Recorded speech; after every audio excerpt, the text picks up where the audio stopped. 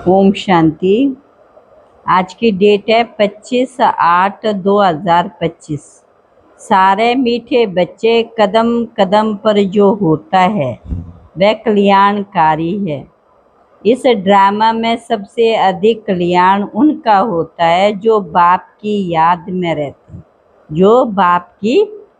में रहते, प्रश्न: ड्रामा की किस नोंद को जानने वाले बच्चे अपार खुशी में रह सकते हैं? ड्रामा की किस नोंद को जानने वाले बच्चे अपार खुशी में रह सकते हैं? भावनिका जो जानते हैं कि ड्रामानुसार अब इस पुरानी दुनिया का विनाश होगा, नेचुरल कैलामिटीज भी होंगी, लेकिन हमारी राजधानी तो स्थापन होनी ही है। इसमें कोई कुछ कर नहीं सकता। भला अवस्थाएं नीचे ऊपर होती रहेंगी, कभी बहुत उमंग, कभी ठंडे ठार हो जाएंगे। इसमें मूंझना नहीं है।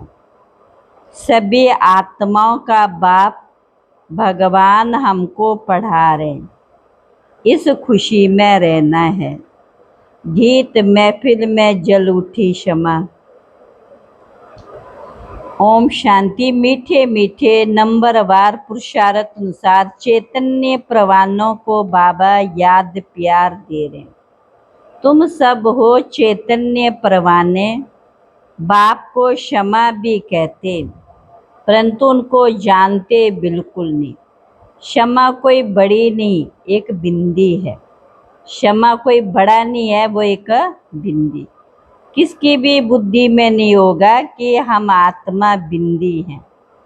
हमारी आत्मा में सारा पार्ट है, उस बिंदी में सारा पार्ट समाया।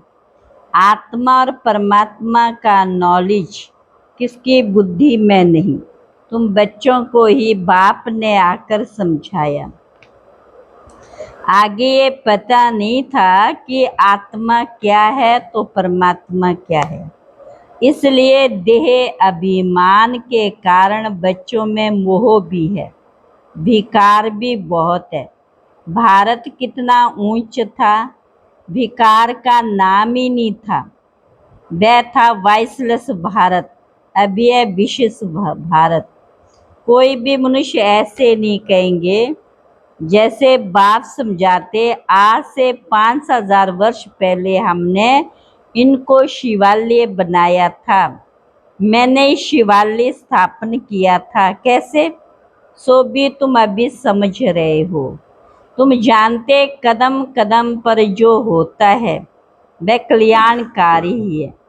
एक एक दिन जास्ती कल्याणकारी उनका है जो बाप को अच्छी रीति याद कर अपना कल्याण करते रहते हैं। ये है ही कल्याणकारी पुरुषोत्तम बनने का युग। बाप की महिमा, कितनी महिमा है तुम जानते। अभी सच्चा सच्चा भागवत चल रहा है। द्वापर में जब भक्ति मार्ग शुरू होता है तो पहले पहले तुम भी हीरों का लिंग बनाकर पूजा करते हो। अभी तुमको स्मृति आई, हम जब पुजारी बने थे तब मंदिर बनाए थे, हीरे मणिक का बनाते थे। वह चित्र तो अभी मिल ना सके, वैसे के वैसे चित्र तो अभी मिल ना सके। ये भी बच्चे जानते विनाश भी आने का है जरूर। तैयारियां हो रही, नेचुरल कैलामिटीज के भी ड्रामा में नून। कोई कितना भी माथा मारे, तुम्हारी राजधानी तो स्थापन होनी है। कोई की भी ताकत नहीं है जो इसमें कुछ कर सके। बाकी अवस्थाएं तो ऊपर नीचे होंगी ही। यह बहुत बड़ी कमाई। कभी तुम बहुत खुशी में अच्छे ख्यालात में रहेंगे, कभी ठंडे पड़ जाएंगे। यात्रा में भी नीचे ऊपर होते, इसमें भी ऐसे होता है। कभी तो सुबह को उठ बाप को याद करने से बहुत खुशी होती है। ओहो बाबा हमको पढ़ा रहे, वंडर है। सभी आत्माओं का बाप भगवान हमको पढ़ा रहे हैं। ये नशा चढ़ जाता है। उन्होंने फिर श्री कृष्ण को भगवान समझ लिया। सारी दुनिया में गीता का मान बहुत है, क्योंकि भगवानुवाच्य है। भले कितने भी पोजीशन वाले बड़े बड़े विद्वान पंडित आदि हैं, कहते भी ये गॉड फादर को याद करते, परंतु वह कब आया, क्या आकर किया, ये सब भूल गए। बाप सब बातें समझाते रहते, ड्रामा में ये सब नूंद है। ये रावण राज्य फिर भी होगा और हमको आना पड़ेगा। रावणी तुमको अज्ञान नींद अघोर अंधियारे में सुला देते हैं। ज्ञान तो सिर्फ एक ज्ञान सागर ही बतलाते हैं। ये ज्ञान कोई परंपरा चला आता है, औरों के कुरान बाइबल आदि चले आते, विनाश नहीं हो जाते। तुमको तो ये ज्ञान अभी मैं देता हूँ, इनका कोई शास्त्र बनता नहीं जो परंपरा अनादि हो जाए। ये तो तुम लिखते हो फिर खत्म कर देते हो। ये तो सब नेचुरल जलकर हैं, जलकर खत्म हो जाएंगे। बाप ने कल पहले भी कहा था, अभी भी तुमको कह रहे हैं, ये ज्ञान तुमको मिलता फिर प्रारब्ध जाकर पाते हो, फिर इस ज्ञान की दरकार नहीं रहती, फिर सुख मिलता है। भक्ति मार्ग में सब शास्त्र है। बाबा तुमको कोई गीता पढ़कर नहीं सुनाते, वह तो राज्यों की शिक्षा देते हैं, जिसका फिर भक्ति मार्ग में शास्त्र बनाते हैं, तो अगड़म बगड़म कर देते हैं। तो तुम्हारी मूल बात है, गीता का ज्ञान किसने दिया? उनका नाम बदली कर दिया, और कोई के भी नाम बदली नहीं हुए। सबके मुख्य धर्म शास्त्र है ना। इसमें मुख्य डिटिज्म, इस्लामी, बौद्धिज्म, भल करके कोई कहते कि पहले बुद्धिज्म पीछे इस्लामिज्म। बोलो, इन बातों से गीता का कोई ताल्लुक नहीं है। हमारा तो काम है बाप से वर्षा लेने का। बाप कितना अच्छी रीति समझाते। ये बड़ा झाड़ अच्छा है, जैसा बावनी का फ्लावर वाज है, माने 3 ट्यूब्स निकलती है। कितना अच्छी समझ से बनाया हुआ झाड़ है। कोई भी झट समझ जाएंगे कि हम किस धर्म के, हमारा धर्म किसने स्थापन किया। 5000 वर्ष के बाद शुरू से लेकर ये चक्र कैसे चला, फिर कैसे रिपीट होता रहता है, तुम जानते हो। अभी का प्रेजेंट फिर पास्ट हो, फ्यूचर हो जाएगा। पास्ट प्रेजेंट फ्यूचर, जो पास्ट हो जाता है वह फिर फ्यूचर होता है। इस समय तुमको नॉलेज मिलती, फिर तुम नॉलेज लेते हो। इन देवताओं का राज्य था ना उस समय, और कोई का राज्य नहीं था। ये भी एक कहानी मिसल बताओ, बड़ी सुंदर कहानी बन जाएगी। लॉन्ग 5000 वर्ष पहले ये भारत सतयुग था।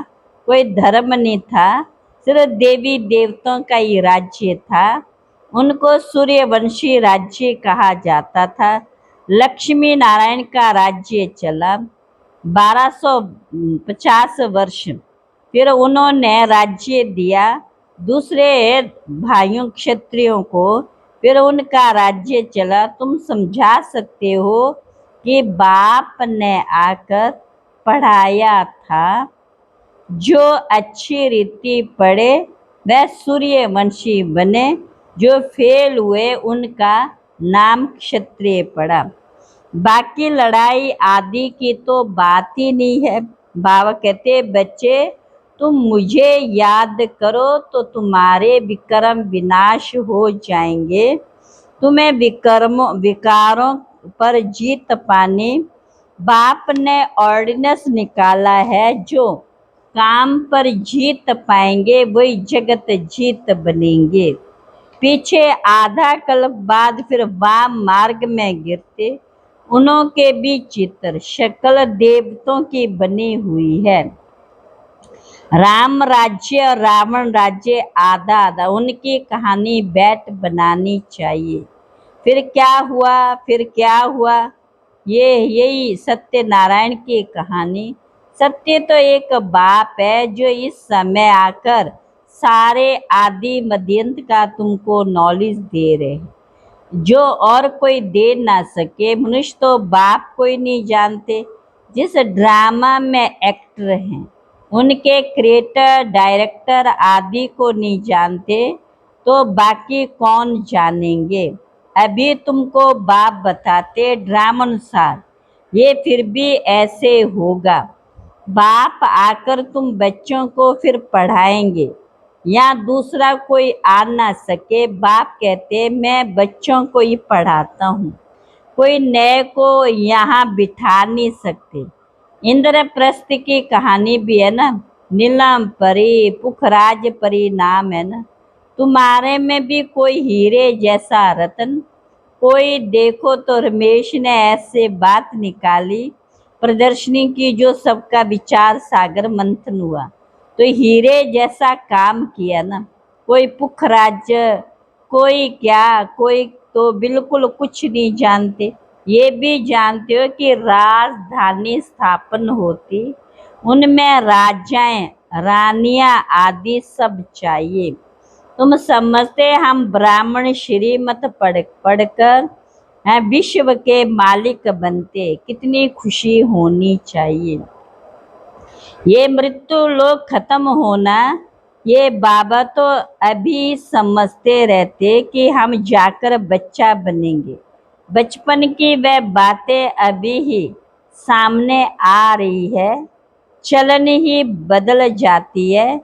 ऐसी माँ भी जब बूढ़े होंगे तो समझेंगे अब ये वानप्रस्थ से छोड़ हम किशोर अवस्था में चले जाएंगे।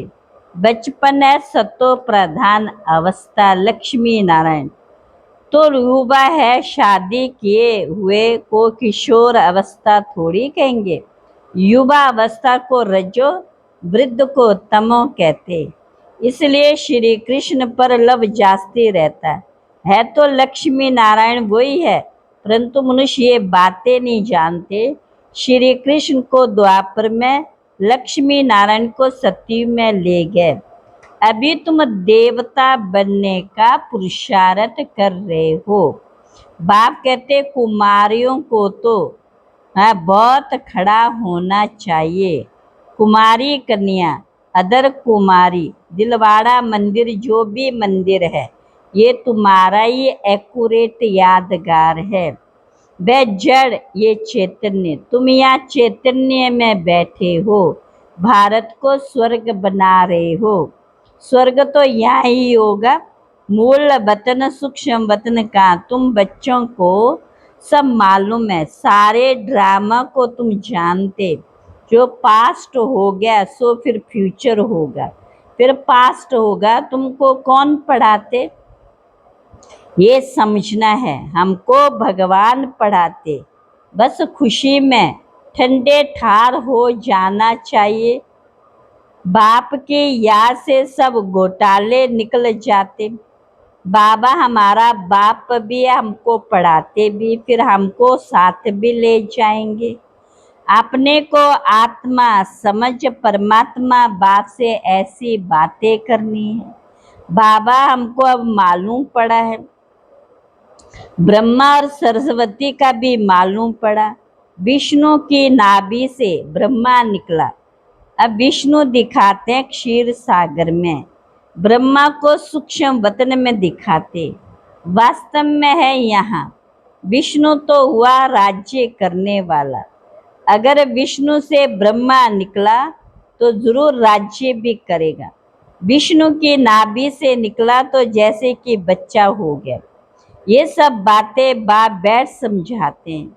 ब्रह्मा ही 84 जन्म पूरे कर अब फिर विष्णुपुरी के मालिक बनते। ये बातें भी कोई पूरी रीति समझते नहीं, तब तो वह खुशी का पारा नहीं चढ़ता।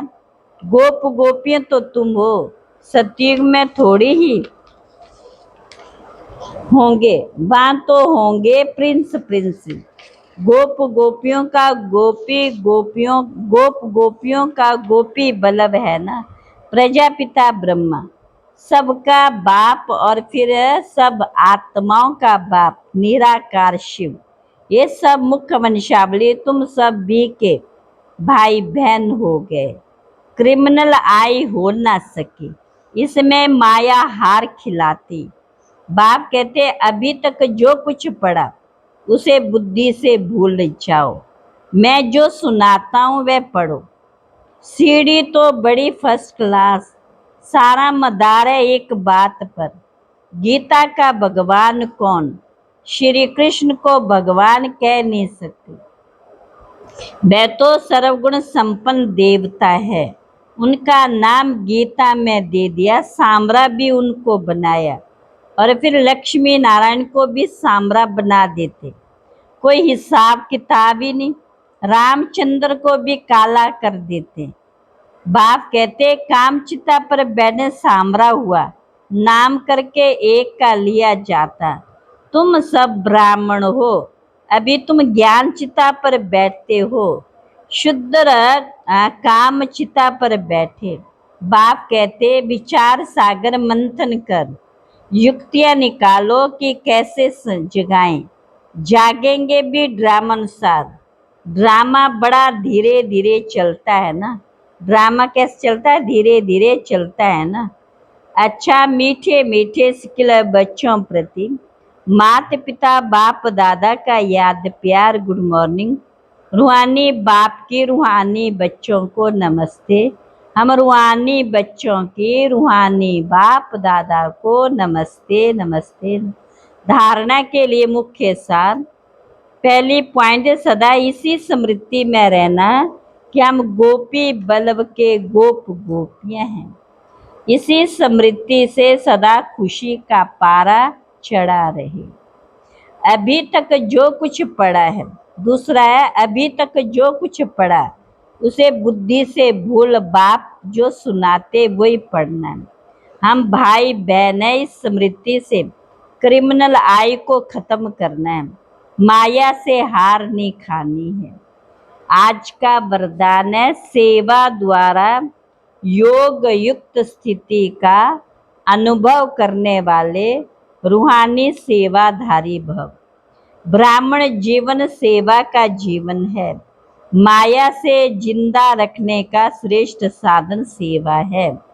सेवा योग युक्त बनाती, लेकिन सिर्फ मुख की सेवा नहीं, सुने हुए मधुर बोल का स्वरूप बन सेवा करना, निस्वार्थ सेवा करना, त्याग तपस्या स्वरूप में सेवा करना, हद की आत्माओं से परे निष्काम सेवा करना, इसको कहा जाता है ईश्वरीय व रूहानी सेवा। मुख के साथ मन द्वारा सेवा करना अर्थात मन मना भव स्थिति में स्थित होना। स्लोगन, आकृति को ना देखकर निराकार बाप को देखेंगे तो आकर्षण मूर्त बन जाएंगे। तो अव्यक्त इशारे, बाप दादा का बच्चों से इतना प्यार है जो समझते हर एक बच्चा मेरे से भी आगे हो। दुनिया में भी जिससे ज़्यादा प्यार होता है उसे अपने से भी आगे बढ़ाते हैं, ये प्यार की निशानी है। तो बाप दादा भी कहते मेरे बच्चों में अब कोई भी कमी ना रहे, सब संपूर्ण संपन्न समान बन जाए, यही परमात्म प्यार की सहज योगी बना देता है। क्या बना देता है? सहज राज योगी बना देता है। अच्छा, ओम शांति।